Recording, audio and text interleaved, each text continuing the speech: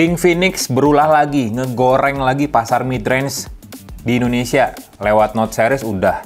Note series tuh panjang banget kan seriesnya. Nah, baru aja mereka ngenalin sekarang nih, smartphone gaming kelas menengah ya bisa dibilang. Namanya Infinix GT 30 Pro. Ini smartphone gaming menurut gua yang beneran lebih baik daripada sebelumnya. Punya banyak fitur baru, pastinya lebih kenceng, desainnya oke, dan harganya sih nggak 2 digit. Bahkan kurang dari 5 juta. Yang paling murahnya aja, kalian bisa dapetin di 3,9 juta. Nih, Infinix GT 30 Pro. Kita buka, sekalian kita tes gaming, sekalian juga benchmark kali ya. Yuk!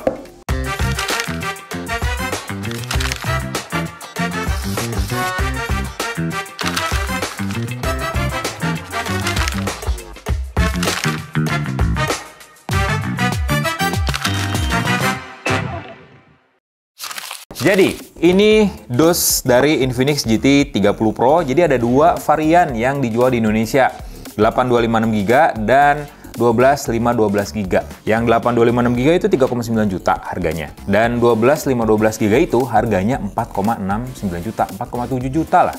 Nah, dari dusnya aja smartphone ini udah kayak, ya ini ngegambarin smartphone gaming. Dan Infinix makin mengukuhkan dirinya sebagai salah satu brand yang fokus ke ranah e-sports, jadi official turnamen phone-nya dari gelaran MDL. Di sini ada beberapa fitur utama di dusnya dari full FPS system. Kita lihat kayak gimana nanti GT Trigger.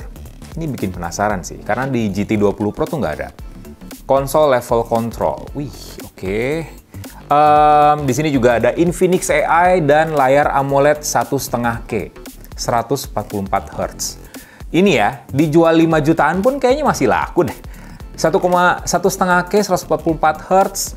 Contoh lah kayak iQOO Neo 10 juga punya layar AMOLED 1,5K 144 Hz, dijualnya udah di atas 6 juta, udah 7 jutaan. Nah, ini 3,9 juta. Prosesornya udah MediaTek Dimensity 8350 Ultimate 5,5G dan Mechanical Light Wave. Kita buka lah ya. Gue penasaran sih sama desainnya kayak gimana. Dan pastinya sama performance dari smartphone ini.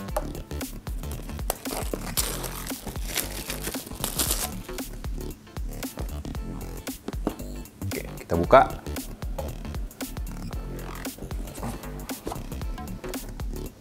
Detail yang paling beda sih dengan GT dan juga Note series, nggak ada gambar karakter Mobile Legends atau Free Fire ya. Jadi ini dibiarin kayak ya udah ini dus gaming, nggak usah lah ya nempelin karakter kayak gitu. Toh ini juga performance-nya udah jauh lebih baik. Kita kesampingin dulu si dus dari Infinix GT 30 Pro-nya, dan ini unitnya. Kita simpan buat yang terakhir. Kita lihat dulu isinya kayak gimana. Nah, dapat bundling smartphone nih, lumayan. Ini petunjuk penggunaan dari GT 30 Pro, terus dapat casingnya, casing standar sih, nih. Terus ada adapter charger 45 watt dan kabel USB Type-C, dan SIM ejector. Nah, ini dia Infinix GT 30 Pro-nya. Desainnya upgrade banget sih ya dibandingin sama seri sebelumnya. Ini gua nggak ngira ini HP 3 jutaan sih. Ini cakep loh. Desainnya tetap dibikin transparan, tapi ini lebih bagus lagi, lebih gaming lagi, dan nggak ngikutin tren desain smartphone masa kini yang ngebosenin. Nah, ini dibikin vertikal, persegi panjang, kecil aja modulnya. Terus ada tulisan 108 megapiksel AI kamera, dikasih garis-garis list warna hijau metal di sini, tuh. Jadi kelihatan agak sedikit premium. BAM kameranya juga tetap dibikin agak tebel sih. Dan ini nih, detail fitur baru dari Infinix GT 30 Pro, ada GT Trigger.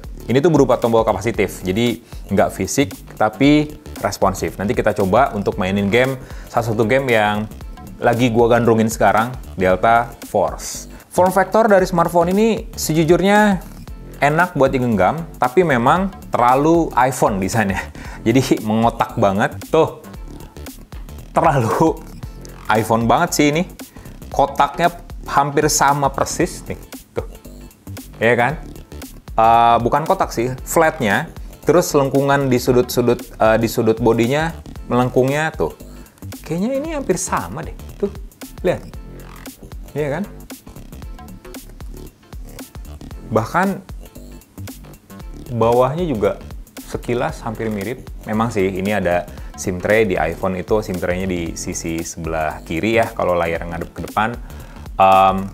Tapi ya ini lumayan mirip sih frame-nya. Oke, ini dia Infinix GT 30 Pro. Gue seneng banget deh ngelihat bezel di kiri kanan atas bawahnya yang tipis. Layarnya dibikin datar, karena layar datar menurut gue lebih proper, lebih enak buat dipakai main game. Mau MOBA, mau FPS lebih enak dibandingin sama layar yang tepian kiri kanan yang melengkung. Terus bezel bawahnya lihat, bagian dagunya dibikin tipis, memang nggak terlalu simetris dengan bagian atas. Tapi come on, ini 3,9 juta, tapi dikasih bezel yang setipis ini.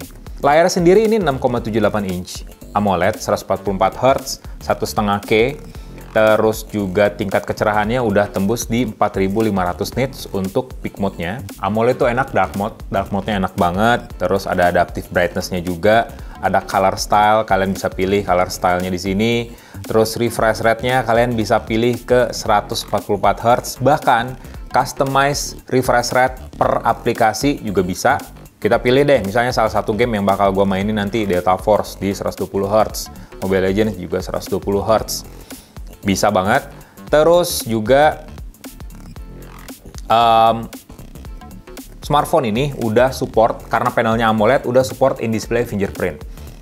Jadi nggak lagi di tombol pinggir, kalian tinggal pencet aja layar dan responnya juga lumayan cepat. Kalau soal Infinix AI, harusnya mirip dengan Infinix Note 50 series. Mulai dari Volex, Translation Assistant, Call Assistant, Social Assistant, Document Assistant, Writing Assistant, banyak banget di sini. Ada Recording Summarize, AI Note, AI Wallpaper Generator. Kalian bisa lihat artikel khusus bahas AI-nya Infinix di Uzone. Kalian tinggal lihat aja. Di situ gue bahas dari A sampai Z, background-nya apa, basisnya apa, teknologinya kayak gimana, dan hasilnya kayak gimana, ada di situ. Kalian cek aja di Uzone ID. Spesifikasi dari smartphone ini kayak gimana? Oke, GT 30 Pro ada dua varian seperti yang gue bilang tadi. Jadi ada yang punya RAM 8GB dan 256GB. Ini unit yang gue coba. Jadi RAM 8GB ini bisa di-upgrade sampai 16GB secara virtual. Ditambah RAM virtual 8GB juga. Ruang penyimpanannya 256GB dan OS-nya udah Android 15, basisnya XOS GT. Cuman, satu yang jadi kekurangan dibandingin sama Infinix GT 20 Pro yang pernah kita coba. Kalau XOS GT sebelumnya nggak ada bloatware, jadi cuman ada aplikasi bawaan Infinix dan juga Google. Hal itu bikin performance-nya lebih mulus, jadi lebih satset gitu ya pas booting, pas ngakses aplikasi atau di app drawer. Tapi di XOS GT yang sekarang ada banyak game-game nggak jelas yang muncul. Padahal gue nggak ngerasa nginstal, gue nggak ngerasa masang game-games ini. Lihat, gamesnya banyak banget. Kecuali Mobile Legends ya, karena ya memang smartphone ini udah jadi partnernya MDL, jadi wajar ada Mobile Legends. Tapi lihat, ada aplikasi-aplikasi lain yang gue pun nggak pernah mainin games-games ini. Jadi harusnya Infinix tetap ngelanjutin mulusnya XOS GT dari sebelumnya. Prosesornya Dimensity 8350 Ultimate, jadi MediaTek memang udah sering ya dengan Infinix, dengan Xiaomi, kasih embel-embel Ultimate, Max, Ultra di bagian belakang dengan beberapa penyesuaian. Tapi penyesuaiannya itu biasanya nggak relate dengan performance smartphone secara keseluruhan. Jadi secara kinerja harusnya mirip-mirip aja dengan Dimensity 8350 yang versi standar.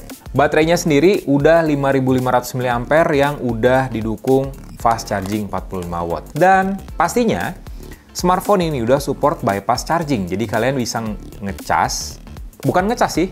Jadi kalian konsepnya kayak laptop-laptop yang dicabut baterainya.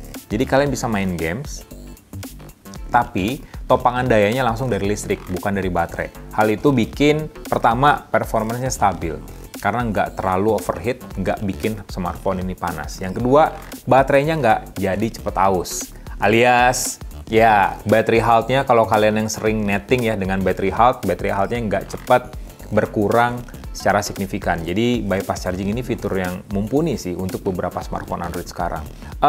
Harusnya di sini juga ada RGB-RGB-an. Di mana letaknya? Kita pilih dulu di settings, terus mechanical light wave. Jadi kalau seri sebelumnya mungkin kilauan lampunya nggak terlalu wah ya. Nah di Infinix GT30 Pro ini lebih asik sih. Ada party mode-nya. Tuh, ada 3 pilihan yang bisa kalian pilih. Ada Meteor, ada Rhythm, ada Breathe. Oke, kayaknya tuh ini Meteor kayak gini, ada Rhythm kayak gini. Ini lebih mengalir, kayaknya Meteor lebih asik.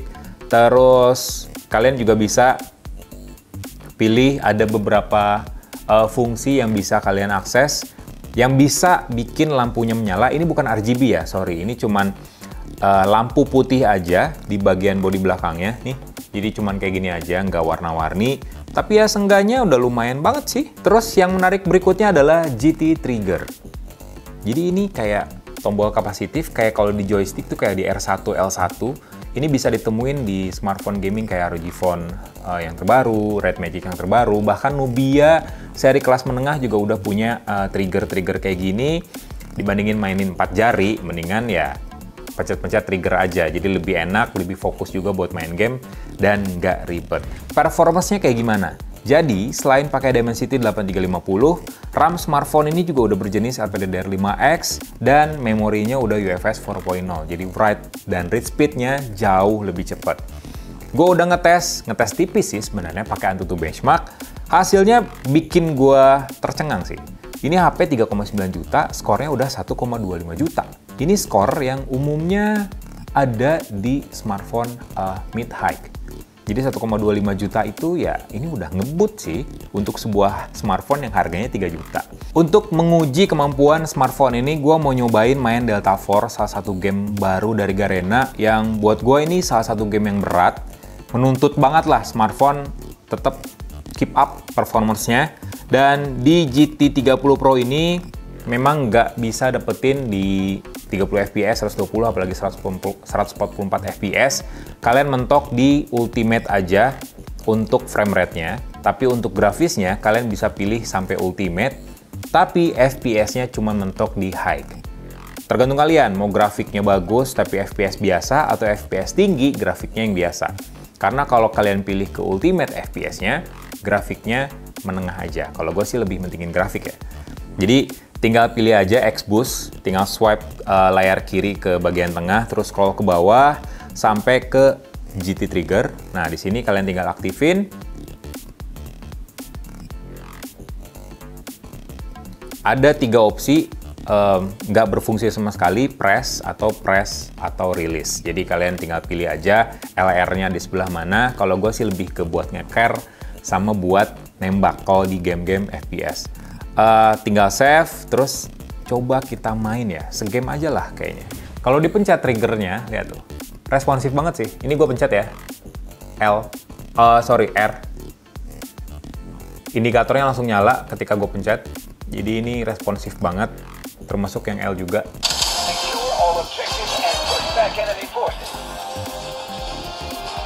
Asik juga ini. Coba, dapat berapa FPS? Lumayan loh, Delta Force sudah 40 fps di grafik yang udah setinggi ini.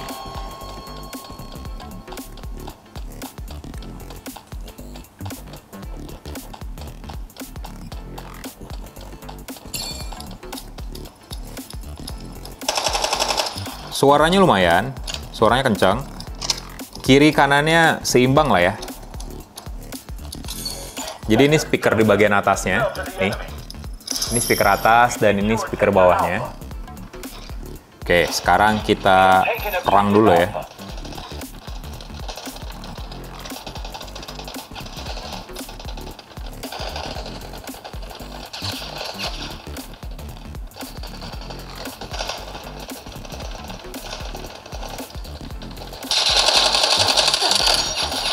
Asik banget ini pakai trigger.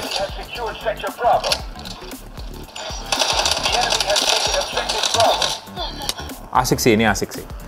Jadi kalian tinggal nyesuaiin aja stabilisasi dari senjatanya, terus dipencet triggernya, jadi lebih enak sebenarnya. sectors are under our control. Objective Charlie has fallen into enemy hands. The enemy has taken over Objective Alpha. Objective Echo lost.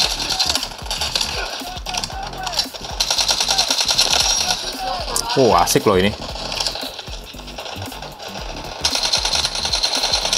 GT triggernya responsif, kiri kanan, suaranya juga enak, meskipun masih kurang kedengeran kayak bass-bassnya tembakan tuh kayak kurang kenceng, kurang berasa di smartphone ini, tapi lebih ke treble kali ya. Dan ini yang bikin beda, LED di bagian belakangnya. Oh iya, satu lagi soal spesifikasi, jadi smartphone ini punya kamera yang nggak kalah juga sebenarnya. Jadi kamera utamanya 108 megapiksel, udah ada OIS, ultrawide 8 megapiksel, terus juga kamera selfie di 13 megapiksel. Untuk videonya, karena prosesornya udah mantap, videonya kalian bisa ngerekam di 4K sampai 60 fps dengan stabilisasi yang nyala. Ada AI Cam, Portrait, Super Night, dan di mode-nya ada Super Macro, Slow Motion, Pro, Sky Shops, Dual Video Time-Lapse, sampai ke dokumen. So, itu aja sih, first impression, tes benchmark, main game sebentar dari Infinix GT 30 Pro ini. Like videonya, kasih komen, share juga jangan lupa.